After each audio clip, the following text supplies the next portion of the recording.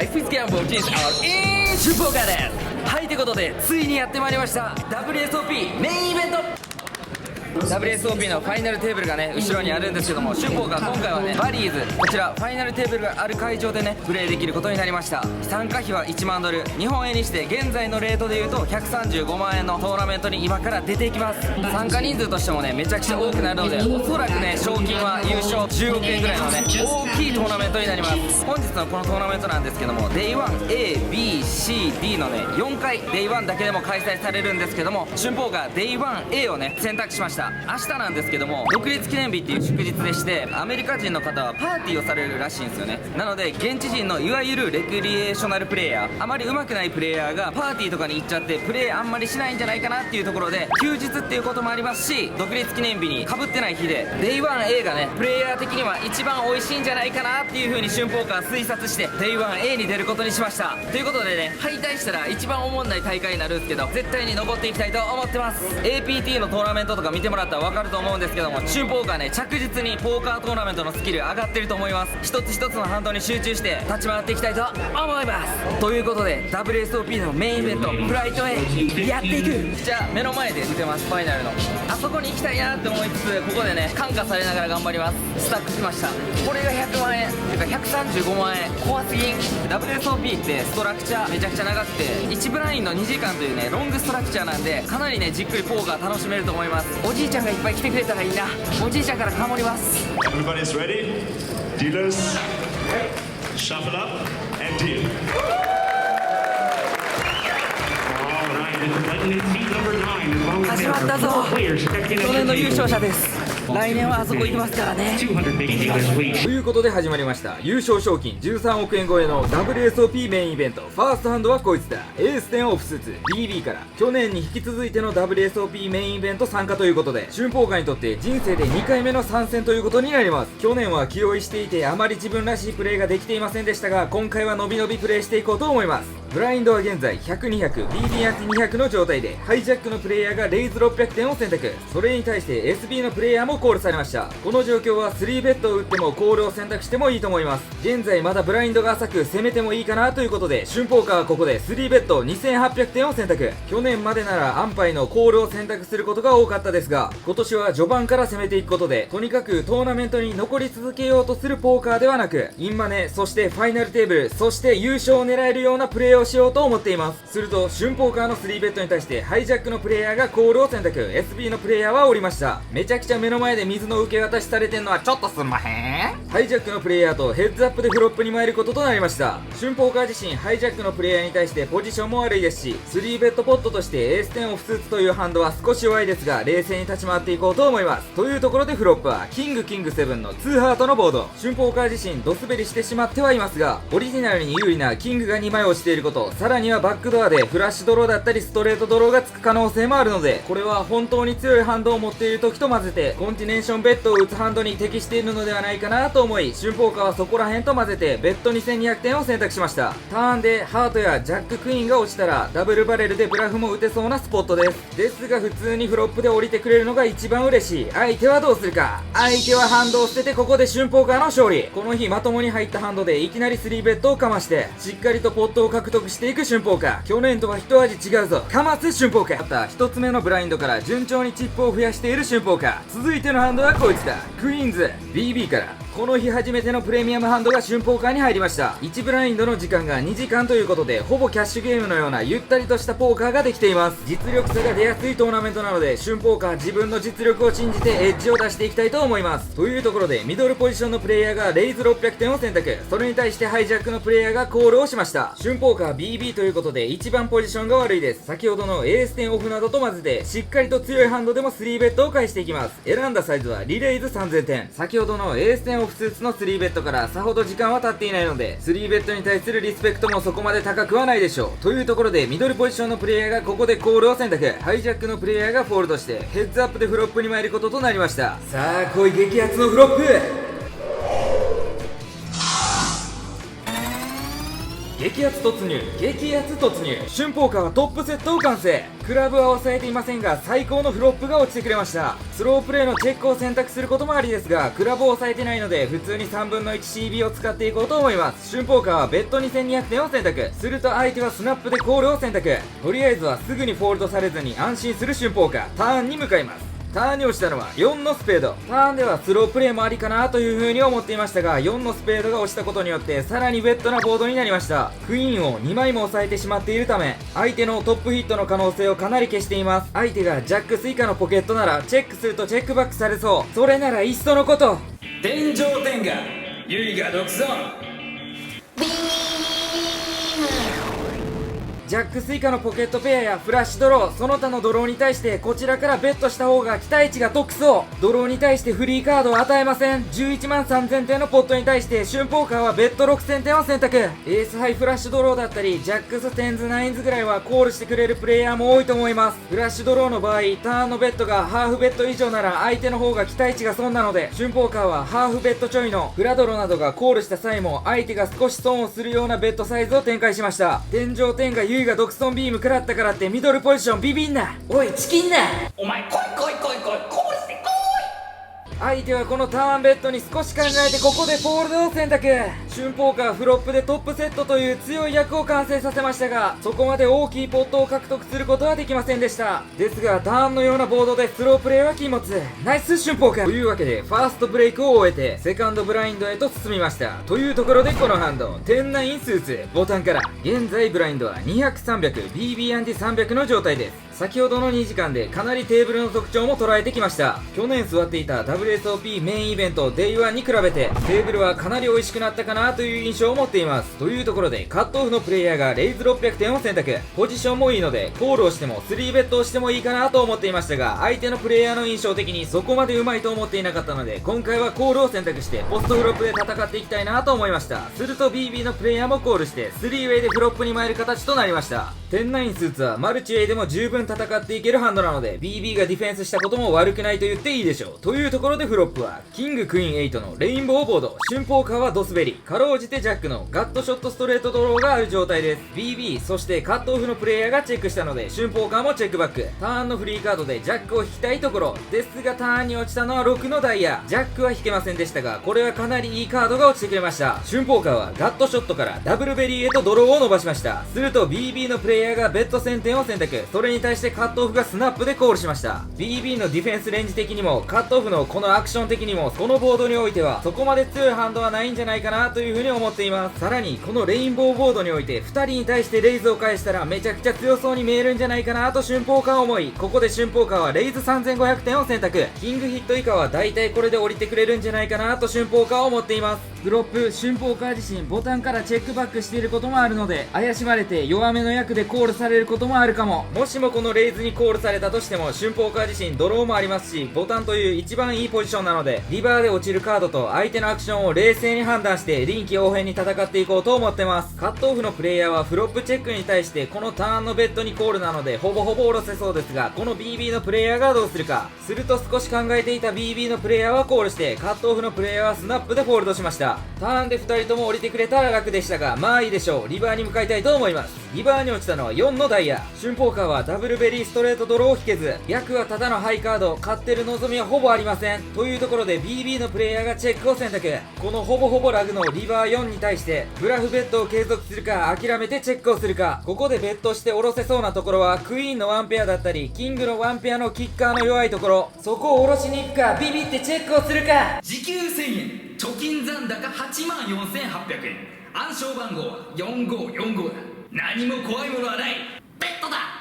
そうやな、春ポーカー自身ショーダウンバリューもないし相手のドロー滑りだったりクイーンヒットさらにはキングヒットをワンチャン下ろしに行く。春ポーカーは1万100点のポットに対していかにもバリューベッドそうな6500点のベッドを選択。ここでスナップコールが入らないので春ポーカーは一安心。相手のハンドわからんけどとりあえず降りてくれ。 BB のディフェンスレンジを考えても大概そんな強いハンド持ってないやろ。相手は少し考えてここでコールを選択。春ポーカーは店内スーツをショー。相手のハンドはクイーン3、そこ降りひんか。嘘やタターンリバーの春ポーカーのアクションでクイーンのワンペアはさすがに下ろせるかなと思っていましたが、相手まさかのガッツコール。そこ下ろせてないのきち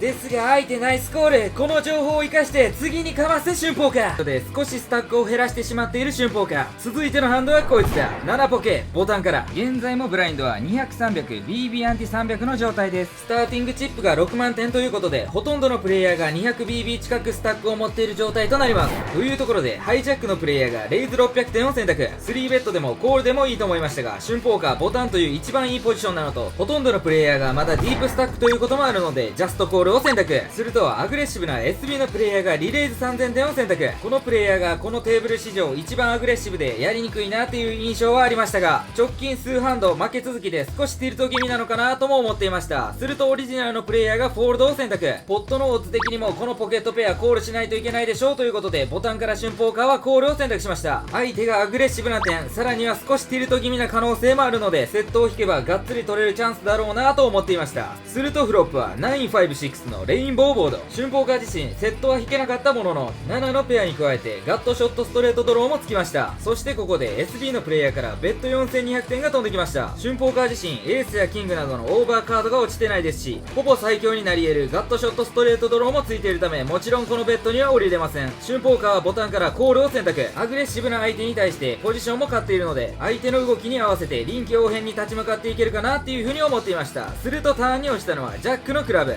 これは春ポーカーにとって2枚目のオーバーカードとなるので、あまり嬉しいカードとは言いません。ですが SB のプレイヤーがここでチェックを選択してくれました。このターンカードにおいて相手がチェックするレンジとしてあまり強いハンドは想像できませんが、春ポーカー自身もこのボードでバリューが打てるかといえばそこまで自信の持てるハンドでもありません。ということでショーダウンを目指して春ポーカーはチェックを選択。リバーに落ちたのは10のダイヤ。3枚目のオーバーカードが落ちてしまいました。めちゃくちゃだるいカードではありますが、ここで相手からチェックをもらった場合負けている可能性がなんとなく多いかなと思っています。相手がアグレッシブな特徴もあるので、このボードで滑っていても3ベッター側のレンジを生かしてブラフベットをしてくると思います。チェックの場合相手にすなわちショーダウンバリューがあるこのボードでベットはもちろんされたくないんですが、ベットされた方が勝っている可能性はあるかなと思っていました。そんなことを思っていると SB のプレイヤーからここでベット8300点が飛んできました。ちょうどコールするか迷うベット額。ここまでプレイしてきたこのプレイヤーの特徴としてリバーでのベットがものすごく多かったです。そしてここまでリバーでコールされて開かれたハンドはほぼほぼブラフがなくバリューに寄っている印象ではありました。ですがその印象さえ使ってきそうな上手いプレイヤーなので、ここがブラフないとは言い切れません。結構何でもかんでも打つプレイヤーなので、ターンでのチェックでジャックヒットだったり上ポケはなかなか考えられないんじゃないかなと思っています。ターンチェックリバーでのベッドのレンジとしてテンズなどは考えられますが、それ以上にエースクイーンやエースキングなどの滑っているコンボ数の方が多いです。そして春ポーカーはこのプレイヤーがエースキングやエースクイーン杯をこのリバーに置いてブラフベッドに回すかを考えています。結論春ポーカーの中ではあり得るんじゃないかなという風に思っていました。リバーでこのプレイヤーがベットする回数が異常に多い点。今までリバーのベッドではバリューばっかり見せてきましたが、このプレイヤーはそれさえも利用しそうな上手いプレイヤーであること、さらに直近数ハンド負け続きなのでワンチャンティルトしている可能性もある。今まではバリューばっか見せてきてたけど、ここで化けの皮剥いだろか。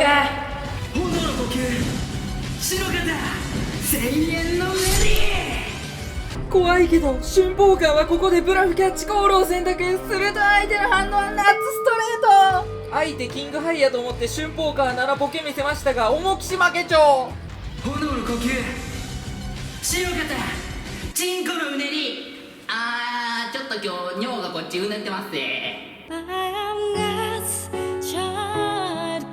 ということで春ポーカー決死のブラフキャッチ失敗。フロップのコールまでは良かったですが、リバーでは相手にストレートを積もられていたようです。リバーでのベッド頻度の多さなどでワンチャンあるかなと思ってコールしてしまいました。まあブラフキャッチは毎回成功するものではないので落ち込まず次に行かせ春ポーカー。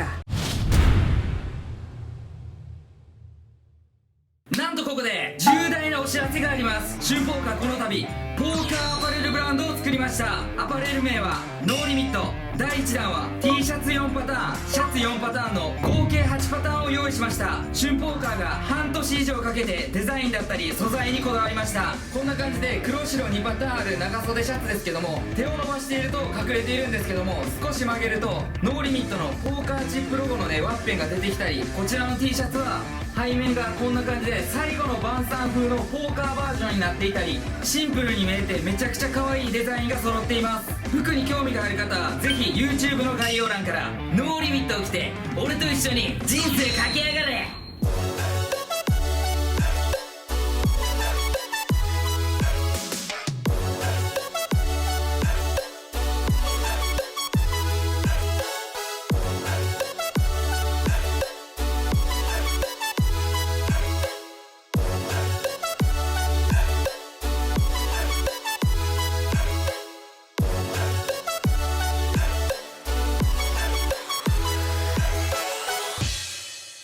先ほどのブラインドで大きくチップを減らしてしまった春ポーカーですが、これは WSOP メインイベント、まだスタックは 90BB 以上あります。というところでこのハンドエースジャックオフスーツハイジャックから現在ブラインドは200、400 BB アンティ400というところで春ポーカーはレイズ1000点を選択しました。するとまた右隣のプレイヤーから3ベッドが飛んできました。選ばれたサイズはリレイズ3200点。このプレイヤーは他のプレイヤーに対しても春ポーカーに対しても多くの3ベッドを返していました。このハンドの前は春ポーカーも3ベッドに対してことごとく下ろされていましたが、そろそろ下ろされてるだけではダメだなという風に思いました。そして今回このエースジャックオフスーツをコールに回すかライト4ベッドに回すかで迷いましたが、ポジションが負けていることもあるので今回はブラフでライト4ベッドに回すことにしました。春ポーカーのスタック的にもここで相手からオールインが飛んでくるかもしれん。めちゃくちゃ怖い。それだけはやめてくれと思っていたら相手はここでフォールドを選択。序盤からアグレッシブに生きるか死ぬかの戦いをしようと思っていた春ポーカーですが、ここで飛ぶのはさすがに早すぎるぞと思っていました。エースジャックオフスーツで4ベッド、少し怖かったですがナイス春ポーカー。というわけで続いてのハンドはこいつだ。エース6スーツ UTG プラス1からブラインドは変わらず現在300、500 BB アンティ500の状態です。少し広めのオープンレンジかとは思いますが、春ポーカーこのハンドでオープンしていきます。選んだサイズはレイズ1100点。右ドライの方は苦手ですが、それ以外のプレイヤーは割と緩めな印象でポストフロップをできるだけ戦っていきたいなと思っていたので、春ポーカーはこの辺のハンドもオープンしていました。するとミドルポジションのプレイヤーは春ポーカーのオープンに対してコールを選択。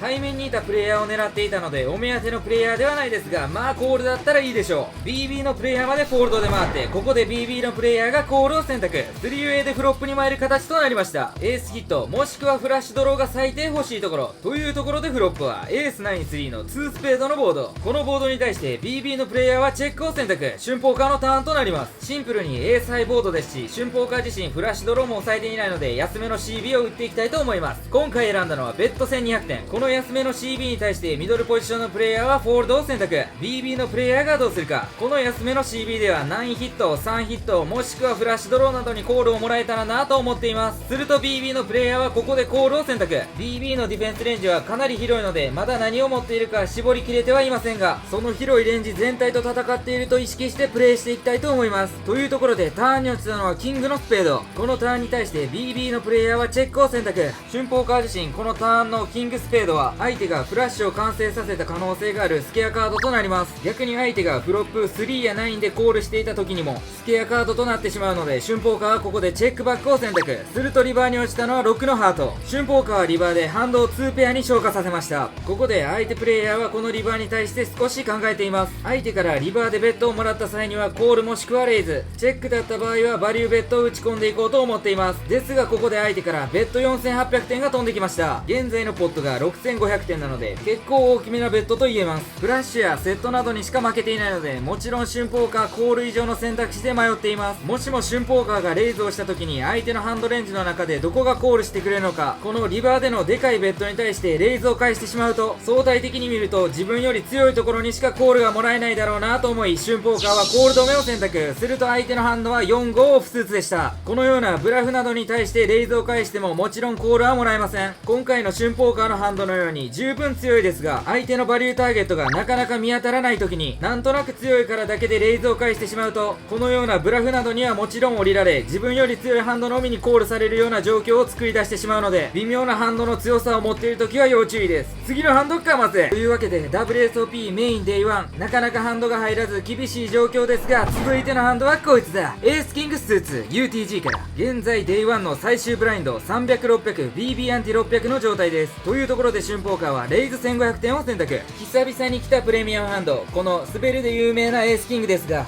ここらでドカッとスタックを増やしたい。すると対面に座っていたハイジャックのプレイヤーがここでコールを選択。割と参加頻度が高くコール率が高いプレイヤーなので、このエースキングでぶちのめしてやろうと思います。頼ま、ぶちのめすためにはエースかキング当てて使わさいと思っていたら、ここでボタンのプレイヤーからどでかいリレーズが飛んできました。春ポーカーの現在のスタックは38000点ほど。ボタンのプレイヤーにはしっかりとカバーされています。春ポーカーここでオールインを選択して相手にコールされると飛ばされる可能性もありますが、この状況におけるボタンからの3ベッドレンジはかなり広い。どうしたらいいんや。ここまで来たら勝負だろうが、エースキング行ってこい。そうだよな、生きるか死ぬかで攻めるって決めた。春ポーカーはここでオールイン38000点を選択すると2人ともスナップでフォールド。危ねえ、マジで怖え。ボタンのプレイヤーはエースジャックオフスーツでした。実際この時の春ポーカーの心は、俺は落ち着いている。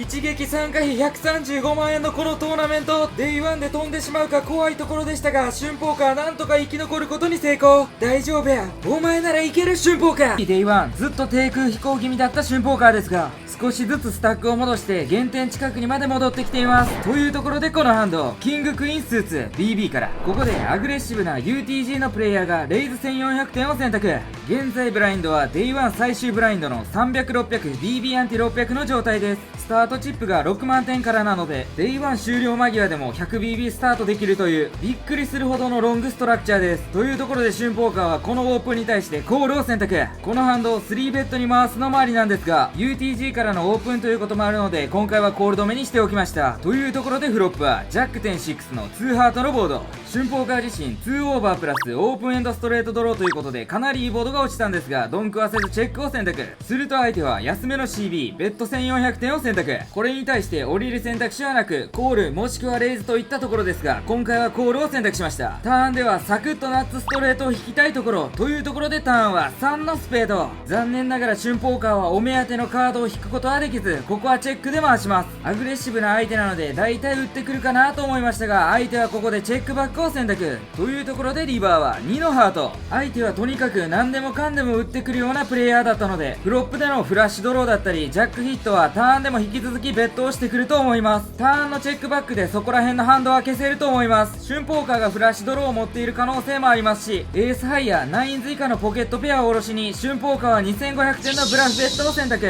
すると相手はスナップでフォールド。アグレッシブな相手の特徴を読み、オープンエンドを最後まで引けずともキングハイという弱い役でポットを見事獲得。いいぞ、調子上がってきてるぞ春ポーカー。戦ってきたことに意味を持たせるためにも、春ポーカーなんとしても原点よりかはスタックを増やしたいなと思っているところで、このハンドキングナインスーツ SB から。 SB という最もポジションが悪いところからプレイするのは難しいシチュエーションが多いですが、それを理由にして逃げるのではなく、しっかりと期待値を追ってプレイしていきたいなと春ポーカーは思っていました。ハイジャックのプレイヤーが1400点にオープン、それに対してボタンがコール。春ポーカーも SB からコールを選択しました。ボタンのプレイヤーがコールしなければシンプルにフォールドでもいいかなと思っていましたが、キングナインスーツはマルチ A でも戦えるハンドなので SB から今回はコールを選択してみました。というところでフロップはキングクイーンデュースの2スペードのボード。春ポーカーは焦らずチェックを選択。もちろんハンドとしてはそこそこ強いですが、現状負けている可能性も十分にありますし、ガチハンドを持っていても持っていなくてもオリジナルのプレイヤーは結構な頻度で CB を打ってくれるようなボードなので、中途半端なハンドなどからも CB をもらった方が得策かなと思いました。するとハイジャックのプレイヤーは安めの CB ベッド1500点を選択。このベッドに対してボタンのプレイヤーがフォールドして春ポーカーのターン。もちろんここはコール止めでもいいんですが、レイズの選択肢もあります。ベッド額が安かったこともありますし、フラドロやストレートドローと混ぜてトップヒットを一部レイズに回すのもいいのかなと思い、春ポーカーはレイズ4000点を選択。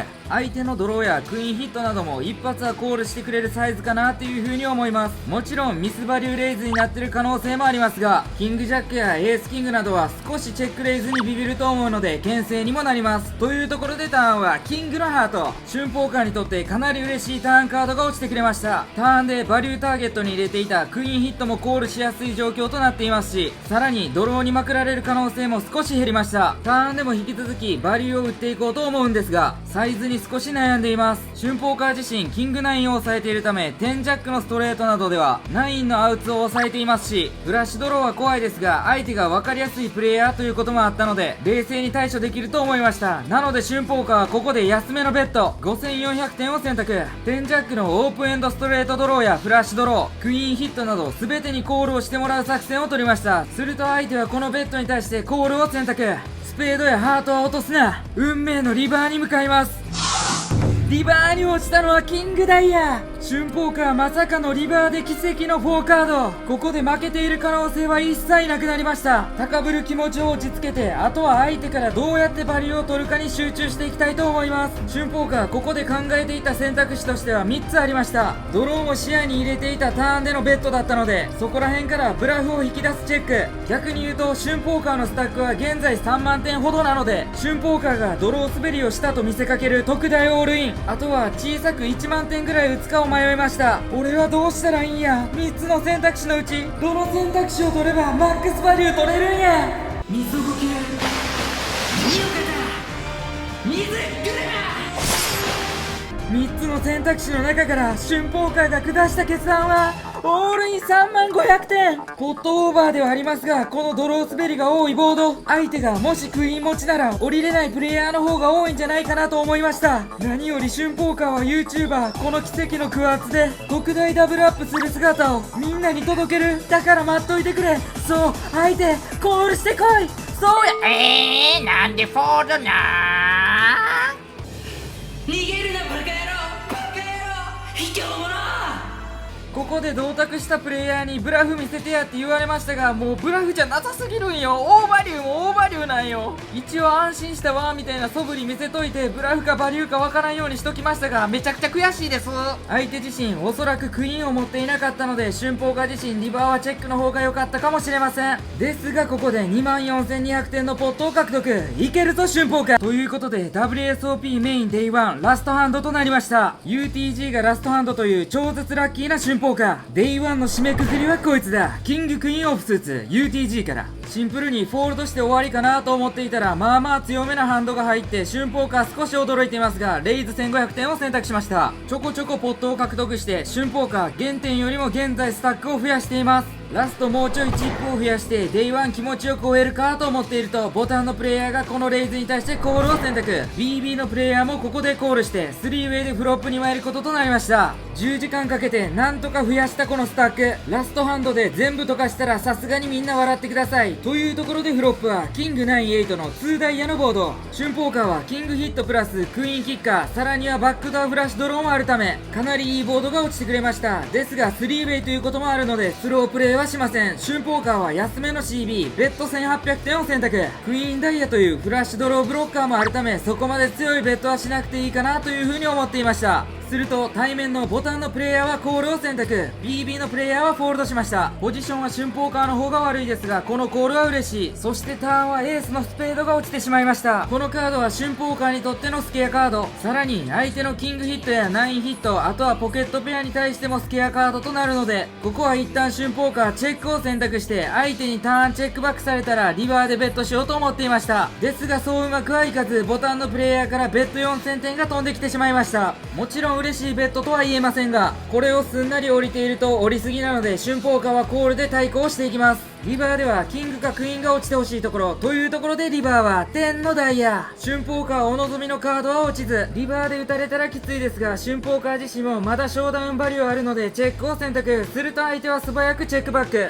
春ポーカーキングクイーンをショーすると相手のハンドはエースクイーンスーツでした。ということで WSOP メインデイ1最後のハンドはなかなかのポットを取られてしまうというバッドエンドで終わってしまいました。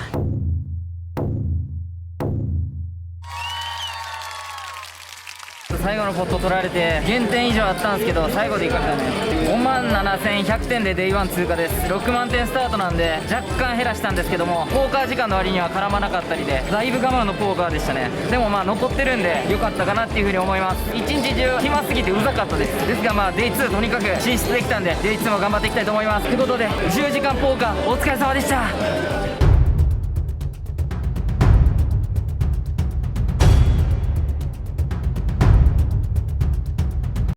ここは一般的にチャンネル登録促すとこやけど